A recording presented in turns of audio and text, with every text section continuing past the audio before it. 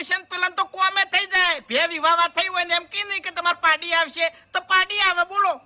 અરે વાઘુજી આમાં કેવું છે, નસીબ અને સમય બે વસ્તુ ભેગું થાય એટલે પેલાનું કોમ થઈ જાય, તમે રહી જો. ના ના એવું નહીં. અને બીજી આડાવડી વાતો નાખી એટલે આપણે શું મજા ના આવે એમ. વાત સાચી, મેન વાત કપાઈ જાય. હા. અને ભુએ કીધું હોય ને કે આરી વાત તમે ખોંજી રાખજો, તમારે 11 દાડામાં કોમ થઈ જાય તો મારા વર્ષે આખા ગામમાં સાવું કરી. બોલો. એવું છે એમ ને? ઓય જોરાજીનો ગલ્લો છે ને, એ ગલ્લે બેસીને વાતો કરી એટલે હેડે હતા બધા વાપડી. એટલે બીજા દાડે તો આખા ગામમાં એક જ વાત, વાઘુજીના ઘર ભૂ આયા તા ને આવું કઈ જશે. હાથું હાથું. એટલે ભૂએ ખોટો પડે અને માતાએ ખોટી પડે.